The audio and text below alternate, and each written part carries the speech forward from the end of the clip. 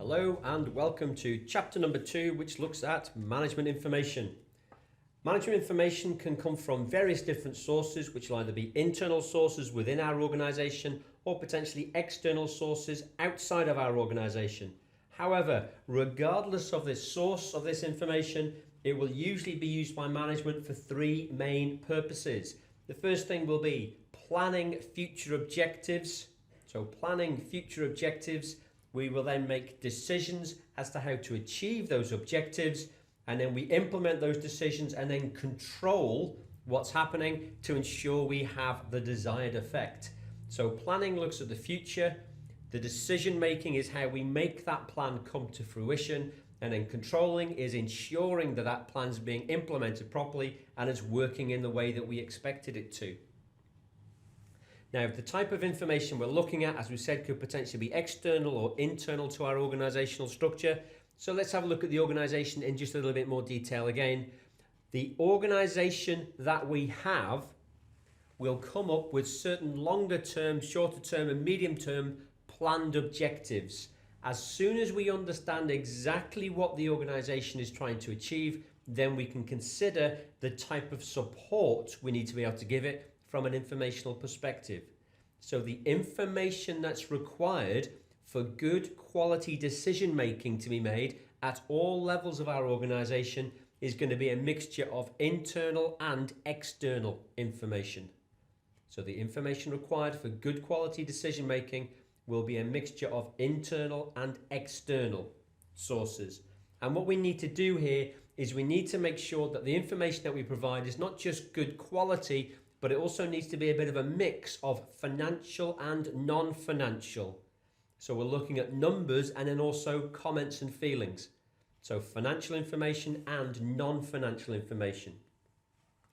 Each different manager within our organisation will want to make different decisions, but the information system for the organisation as a whole has got to be comprehensive enough to give all managers all of the information that they need to allow them to make their decisions. So the management information system has got to be pervasive across the entire organisation and has to ensure that everybody gets the right information so that every different manager can make a good quality decision.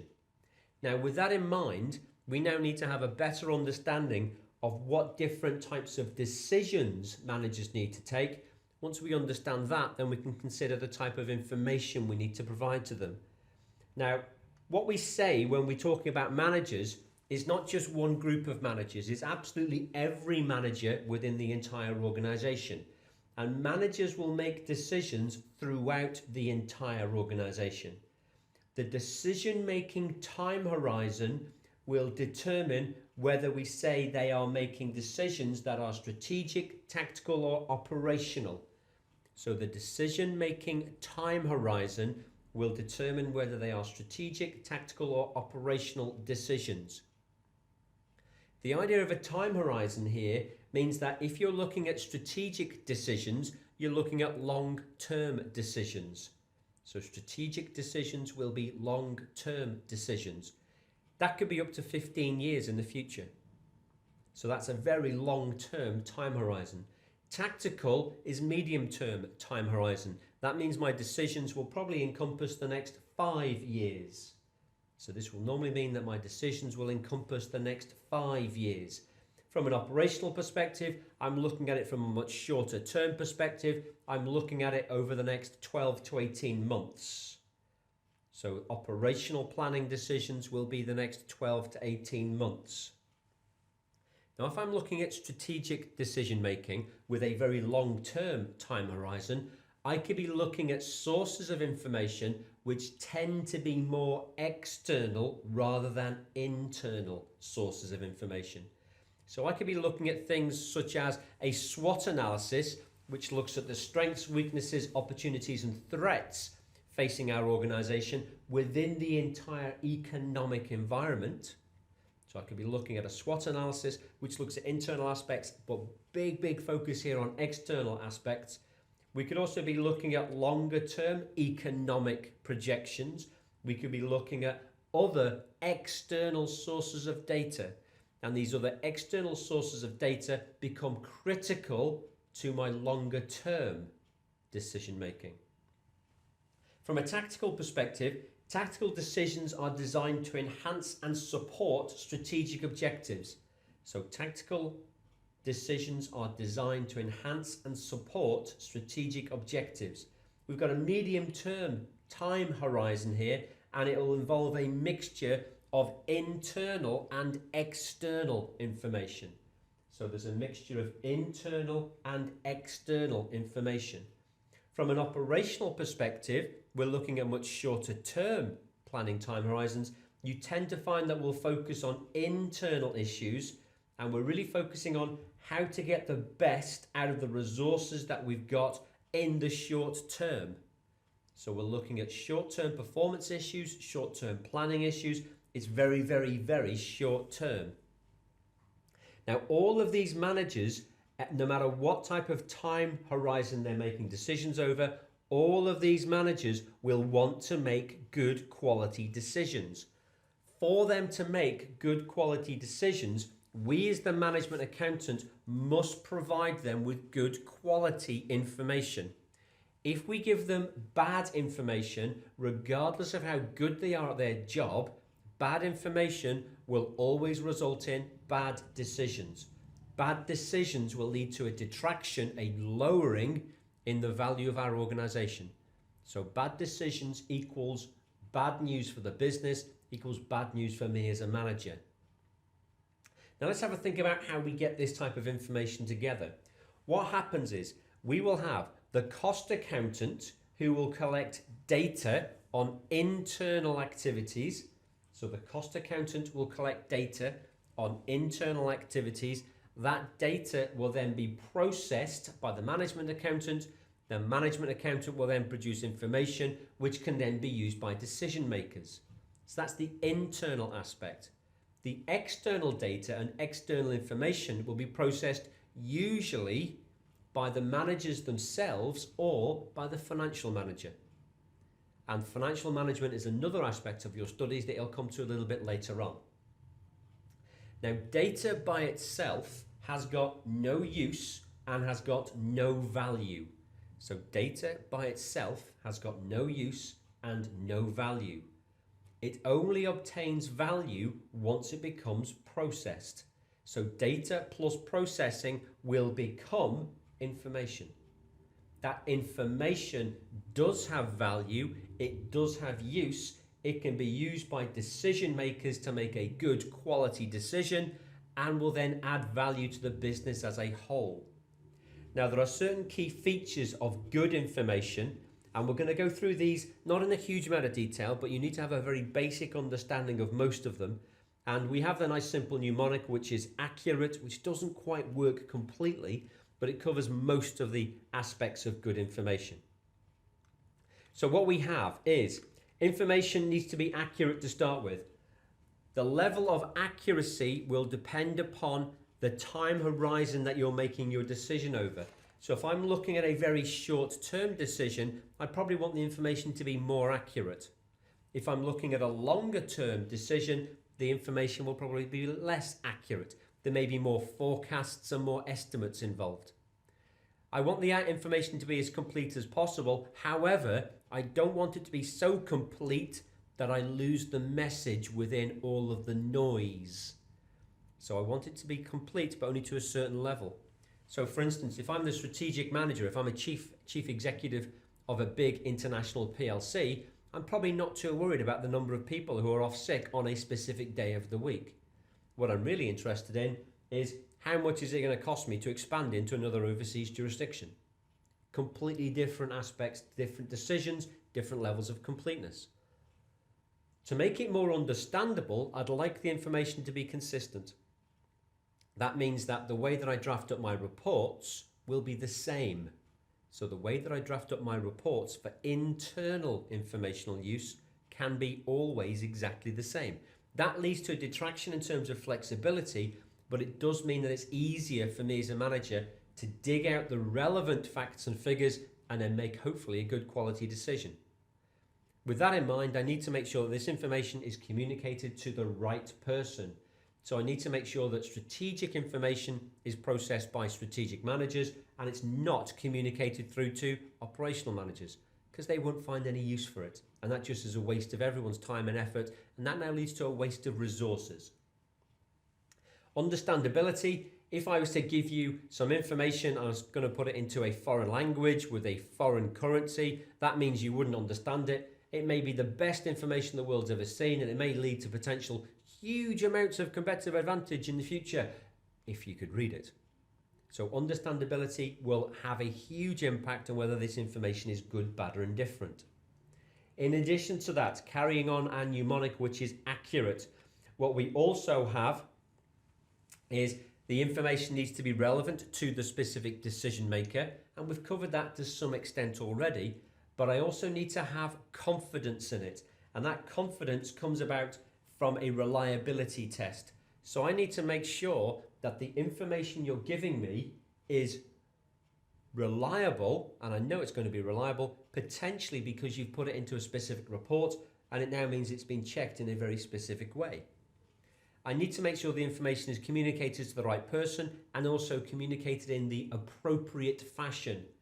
So if you were to send me information which is absolutely critical and just sent me a little memo, or maybe just told me something over the water cooler, I'm maybe not going to take as much notice of that as I could. Whereas if you sent me a formal letter or a formal email saying this is really important, that now means I will take lots of notice of it. Timeliness is all about how quickly we get the information to our decision makers. So timeliness is all about how quickly we get the information to our decision makers, and you want it to be as timely as possible, but to give you the information immediately means it won't be complete or consistent and maybe not even reliable. So there's a trade-off there, and that's some of the issues we have. We need to trade off certain of these characteristics and work out what we actually want and what's more important to us. It needs to be easy to use, because if I can't use it easily, I will ignore it, which means all the value is now being disappeared.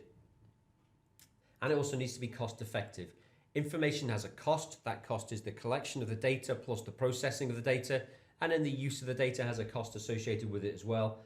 That will now give me a benefit. I need to ensure that the benefits outweigh these costs. And then last and by no means least, we've got this idea of manageable amounts of data and information. We need to ensure that I'm not giving you too much information, because if I was to give you too much information, you may find that the true message is lost within all of the other stuff which I'm firing at you.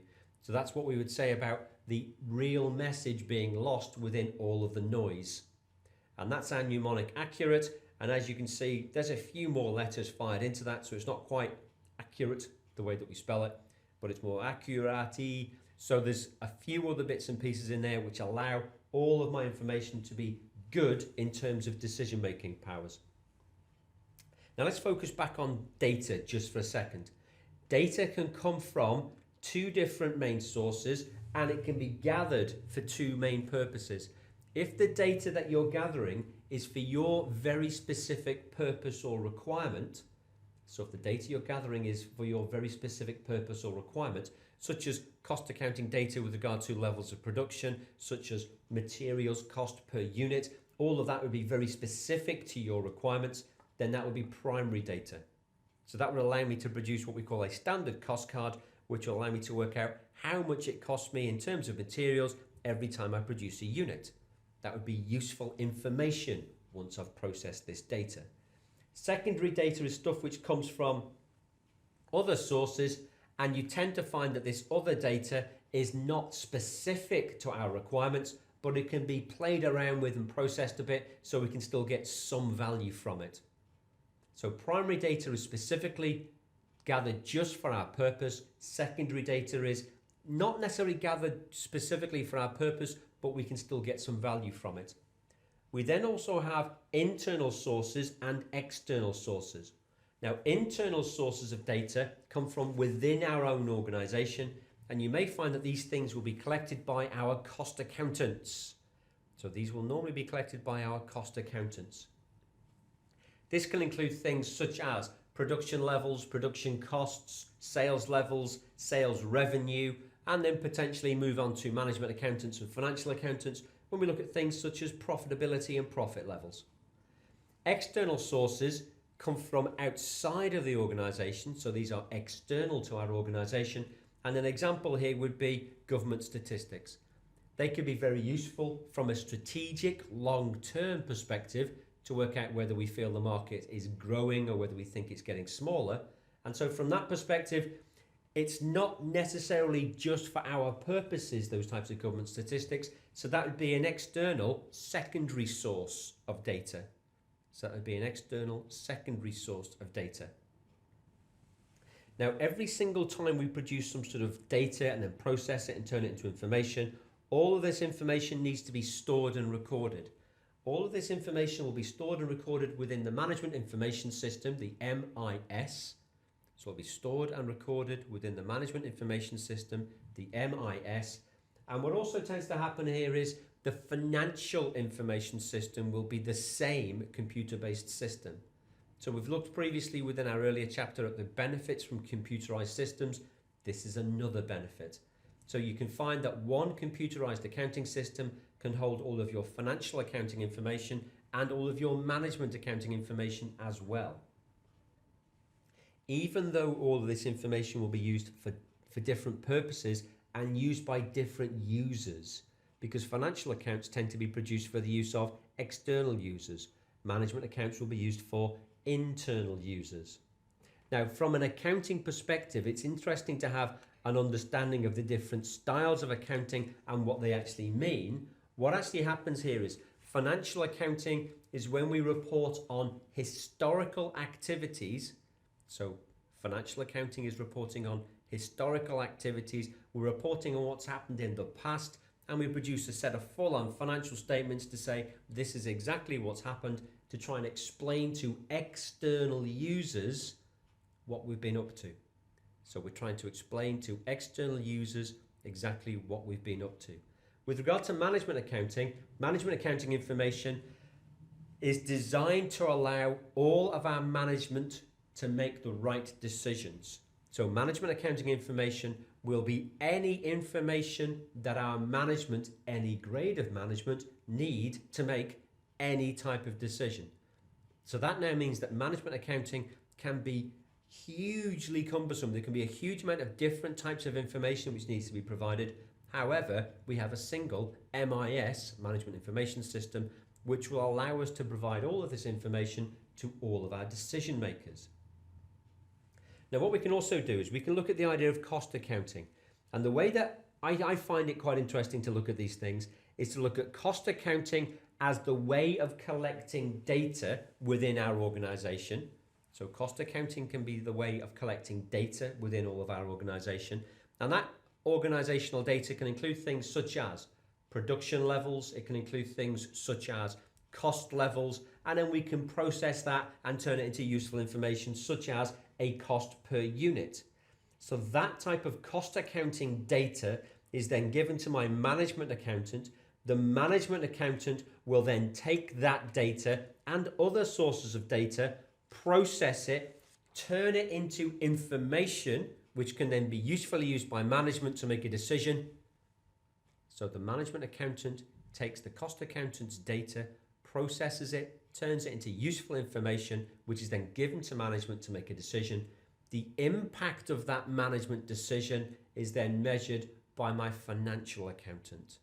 So the impact of the decision which management take, so do we have an increase or decrease in sales, increase, decrease in costs? All of those impacts will be measured by the financial accountant. Now, to finish this chapter off, what we're going to do is we're going to chat about the differences between financial accounting and management accounting. And this type of thing could quite happily crop up within your exam. So it is an area you do need to be very, very happy with, please, guys. So management accounting, financial accounting. Financial accounting is required by law. Companies Act legislation specifically says you must produce a set of financial statements if you're a company. Management accounts, you can produce them if you want to. It's up to you whether you think you're going to add any value to the decision-making process. And if you are adding value, then you should do them. If you're not adding value, then you shouldn't do them. Financial accounts are used by external users, therefore they need to have an extra level of reliability. That independent reliability is provided through the auditing process. From a management accounts perspective, management accounts can say basically whatever you want in whatever way you want to say it. They tend to be more approximate to what's going on. They tend to be much more up to date as well. And that brings us very nicely to our focus. The focus of financial accounts is all about accuracy. So we take a bit longer doing the financial accounts and then having them audited. Management accounts, we need them quickly so we can make a decision. The financial accounts will cover the whole organisation, so absolutely everything. However, the management accounts can cover any piece of the organisation that we need to look at and that we need to make a specific decision on.